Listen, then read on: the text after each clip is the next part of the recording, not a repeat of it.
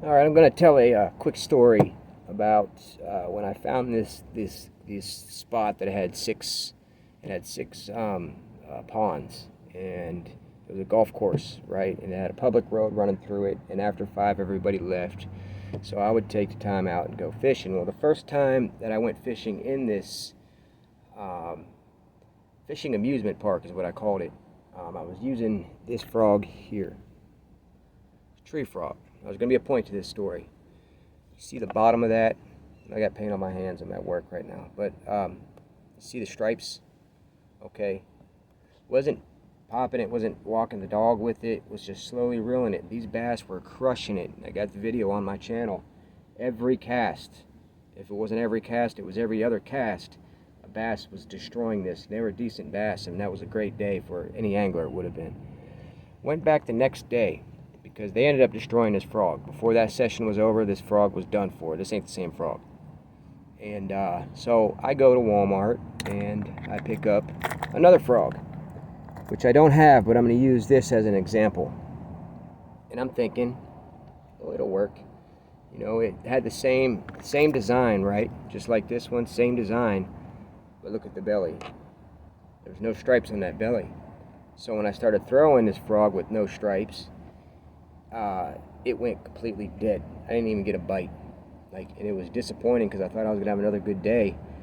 And I was like, man, what's going on here? What's the difference? Well, I noticed after fishing this spot for a while that there's bait fish in there that have this stripe on their belly. See, this is a frog, but bass also think it could be a bluegill, could be a zebrafish, could be a bait fish. It doesn't, just because this is a frog in our eyes, in a bass's eyes, this might be a dying zebrafish.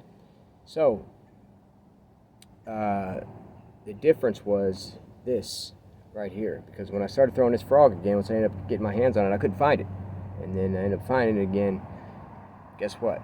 Catching bass. So, but the thing is, it wasn't as this wasn't getting hit as much because by then I've already fished it so much the bass had wised up.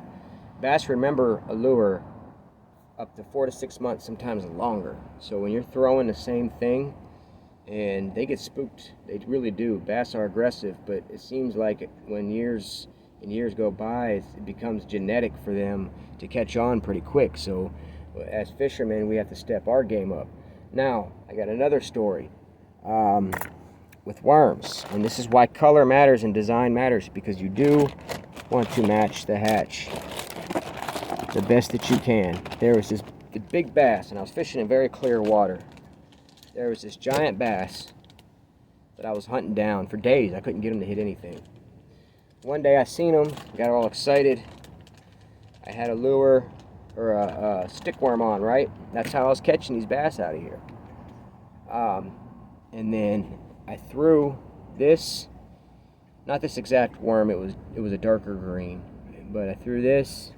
Worm did what it was supposed to do. Didn't have a weight on it, so the bass looked at it, took off running from it, right? I'm like, what the heck? I can't get this bass to bite. So I finally, after being frustrated, I switch up. I got tracting all over my fingers, so it's hard to open this bag. But after being frustrated, I decided to throw this. To our eyes, it's just a different color. It shouldn't make much of a difference. A stickworm's a stickworm, right? Dinger's a dinger. No, I threw this. He looked at it and darted after it, smashed it. And that was a big bass too. So what's the difference?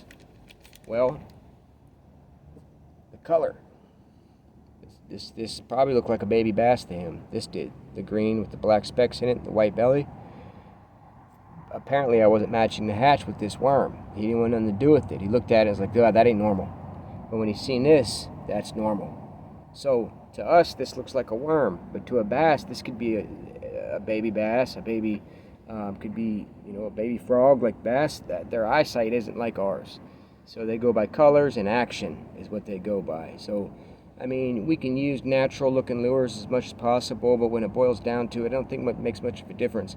As long as you're making your lure look and your bait look as real as possible and matching what is in the body of water that you're fishing, you're going to catch bass. So like right now, summertime, these bass are swimming in schools and they're just destroying the bait fish. So what I did was, I knew this, and everywhere I go right now, I'm seeing schools of bass, topwater, boom, boom, boom, just chasing bait fish around.